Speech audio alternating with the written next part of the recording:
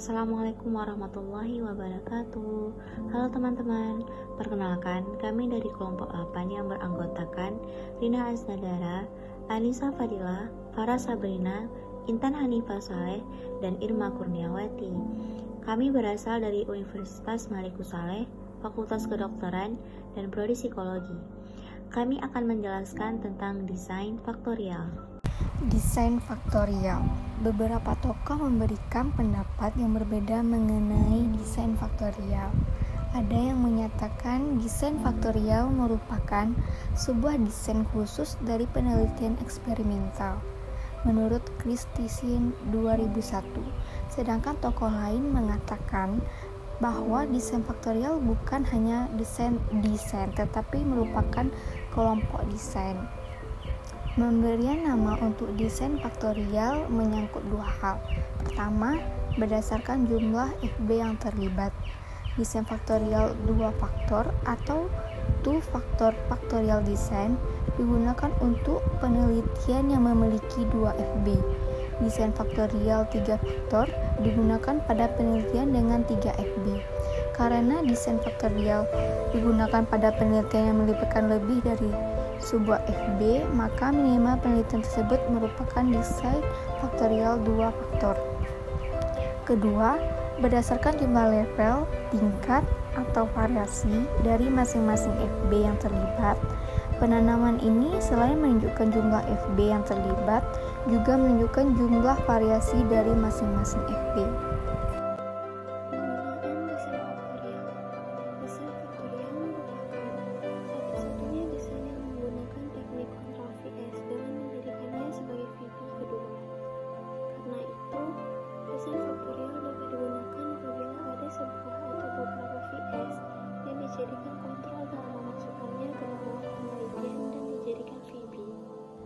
Selain itu, desain faktorial juga digunakan apabila ingin mempelajari pengaruh interaksi dari beberapa VB terhadap suatu gejala.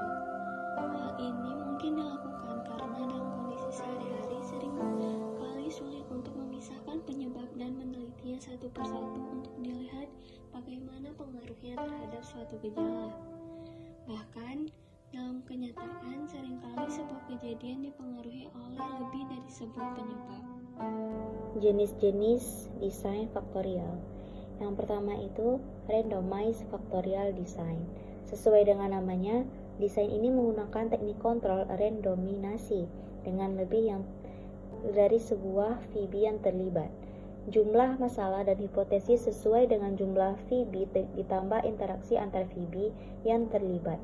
Misalnya, seseorang peneliti ingin mengetahui apakah warna huruf dan ukuran huruf berpengaruh terhadap ingatan. Untuk itu, warna huruf divariasikan menjadi merah dan hijau, sedangkan ukuran huruf divariasikan menjadi 11 pt dan 14 pt. Yang kedua, randomized block factorial design. Desain ini menggunakan lebih banyak teknik kontrol dibandingkan desain faktorial sebelumnya, karena adanya kontrol konstansi terhadap VS dengan blocking. Karena itu, setiap kelompok penelitian memiliki beberapa blok dari nilai VS, dengan masing-masing blok terisi subjek dengan jumlah yang sama seperti kelompok lainnya. Dengan demikian, VS tersebut tidak berpengaruh terhadap VB karena pada setiap kelompok penelitian subjek yang memiliki VS berjumlah sama. Nah, selanjutnya itu kita membahas tentang statistical control with factorial design.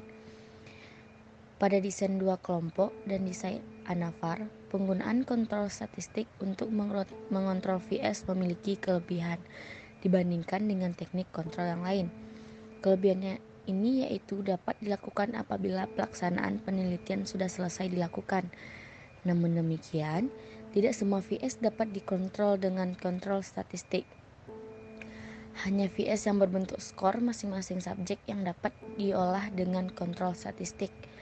Karena itu, dimungkinkan lebih dari sebuah VS yang dapat dikontrol secara statistik dalam suatu penelitian eksperimental. Demikian juga dengan teknik kontrol ini dapat diterapkan pada desain faktorial dengan jumlah VB yang terlibat tidak terbatas. Teknik kontrol statistik sama seperti blocking, lebih penting dilakukan pada desain faktorial dibandingkan desain kedua kelompok ataupun ANAVAR. menurut Robinson tahun 1981. Nah, ada dua alasan yang dikemukakan untuk menjelaskan ini. Alasan yang pertama yaitu dengan jumlah subjek yang sedikit dalam setiap kelompok penelitian, maka dilakukannya randomisasi akan kurang efektif untuk mengontrol VS. Kontrol terhadap VS secara statistik dilakukan melalui perhitungan, sehingga tidak menambah prosedur penelitian yang dilakukannya. Selanjutnya yang kedua, pada penelitian field eksperimen dengan desain faktorial, VS harus lebih banyak diperhatikan dibandingkan pada laboratori eksperimen. Beberapa VS yang tidak diduga sebelumnya akan muncul pada saat penelitian dilakukan. Hal ini terjadi dalam desain faktorial. Semakin banyak VB yang terlibat, maka semakin besar kemungkinan VS lainnya berinteraksi dengan VB dan VB tersebut. Dengan dilakukan kontrol statistik, pengaruh dari berbagai VS tersebut dapat dihilangkan dari VT, sehingga hasil penelitian akan lebih akurat.